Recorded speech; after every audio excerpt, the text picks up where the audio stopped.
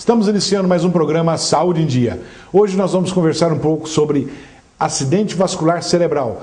Nosso convidado de hoje é o médico Roberto Eustáquio da Mata Machado. Ele é formado na UFMG, é especialista em neurologia clínica e neurocirurgia. Doutor Roberto, prazer te receber aqui no programa. Muito obrigado, prazer estar aqui com vocês. Prazer é nosso, né? Então nós vamos conversar um pouquinho sobre o acidente vascular cerebral, o AVC, né? Que acho que é uma doença que assusta muita gente, né, Roberto? O que vem a ser AVC? Acidente vascular cerebral seria, o povo chama de modo geral de derrame, apesar de ser um nome em certos casos impróprio, né? Ele seria o quê? Seria uma obstrução de um vaso sanguíneo que a gente chamaria de acidente vascular cerebral isquêmico. Ou então uma ruptura de um vaso com derramamento de sangue e que seria o que a gente chama de AVC hemorrágico. Ou seja, nós temos, né, existe dois tipos basicamente de AVC. Aquele que é isquêmico, aquele que falta o sangue, né, na região, ou ao contrário, né, o que tem hemorragia. Exatamente. Ô Roberto, como que se desenvolve, como que a pessoa adquire um AVC? Bem, esses na verdade são bastante diferentes. O AVC isquêmico, né, que a gente chama, que é um coágulo que entope um vaso, e aquele que a hemorragia. Então, no AVC isquêmico, ele seria um coágulo que pode sair do coração, pode sair de uma artéria carótida, por exemplo, subir, ele vai, como as artérias são grossas, ele vai subindo até que vai afinando, né, vai dividindo, subdividindo, chega uma hora que esse coágulo não pode passar. Então ele entope um vaso e no cérebro, os vasos eles não têm comunicação de uma artéria com outra. Então aquela área fica sem circulação, sem sangue e pode morrer. Então normalmente é um coágulo, né, que faz essa obstrução. Exato. Seria outra hipótese também de um AVC isquêmico, né, seria uma trombose, a parede da artéria então vai espessando, o que se fala muito hoje em dia em aterosclerose, arteriosclerose, vai estreitando, chega uma hora que pode entupir e realmente fazer o mesmo quadro que eu citei anteriormente. Ao contrário, não seria, né, um coágulo, mas seria estreitamento, né, do vaso. E pode ver, às vezes tem um coágulo acabar de tampar isso aí. E quando é hemorrágico, por que acontece? O hemorrágico tem várias causas. Uma que é a mais comum, vamos dizer assim, seria exatamente a hipertensão arterial. A pressão elevada, ela pode causar ruptura de pequenos vasinhos dentro da cabeça, dentro do cérebro, e causar, então, hemorragia intracerebral, como te diz. E é uma coisa bastante grave até. Um outro seria uma deformidade, vamos dizer assim, do vaso, que hoje em dia é muito falado, o tal do aneurisma. O que é aneurisma? Tem uma ameaça de aneurisma, etc.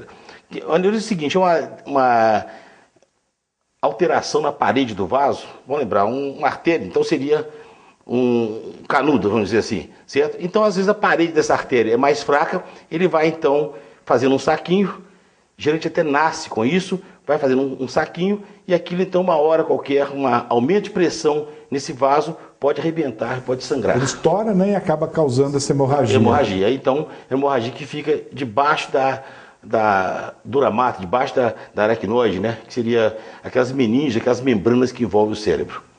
E, nesse caso, tem daquela dor de cabeça fortíssima e lesões graves, etc. E pode operar e pode, inclusive, levar a pessoa à morte. Frequentemente leva à morte, se não tomar certos cuidados. Roberto, para desenvolver um AVC, ou também conhecido como derrame, né, como todo mundo conhece, é genético ou não tem nada a ver a história familiar?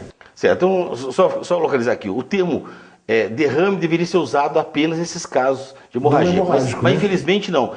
Derramar tem que tornar alguma coisa. Exatamente. Né? Mas no caso aí a gente chama derrame mesmo esse que entope o vaso, que não há sangramento nenhum e a gente continua a usar esse termo derrame, mas não vê o caso.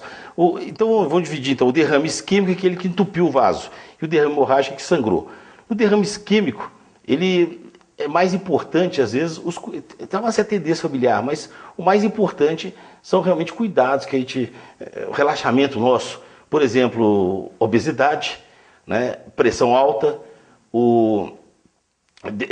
diabetes, tabagismo, alcoolismo, né, o uso imoderado de álcool, Então tudo isso facilita, né? Tudo isso é uma coisa muito comum hoje em dia, o uso de drogas. A cocaína causa frequentemente derrames na região do tronco cerebral bastante graves. Tem um caso, inclusive, de um rapaz com 21 anos, que ia fazer 22 anos no dia seguinte, que ficou totalmente hemiplégico e sem poder falar. Quer dizer, a pessoa fica num estado desse, seria praticamente um estado vegetativo, né, Roberto?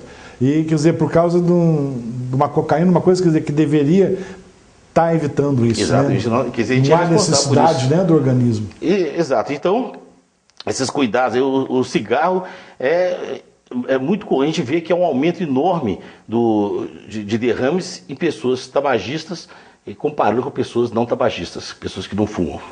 Agora, você comentou também a respeito da hipertensão, da pressão alta, né? Nem todo mundo que tem pressão alta, é lógico que vai ter o derrame ou AVC. Essa pressão tem que subir muito, Roberto? Depende da resistência da pessoa. Então, uma subida aguda de pressão pode realmente romper o vaso, causar então aquela hemorragia que eu falei dentro do cérebro, ou então pode causar também a produção de um coágulo que vai entupir um vaso e causar um acidente vascular cerebral isquêmico. Eu comentei, né, te perguntei isso porque todo mundo, né, que tem pressão alta, então procurar cuidar direitinho, não quer dizer que todo mundo que tem hipertensão que vai desenvolver um quadro de AVC, mas procurar, né, o médico cuidar direitinho da pressão para que se evite. Exato, porque medicina é muito estatística. Então a gente vê o seguinte, que a pessoa, vamos dizer, o diabético tem muito mais tendência a ter derrame. Não quer dizer que todo diabético vai ter derrame.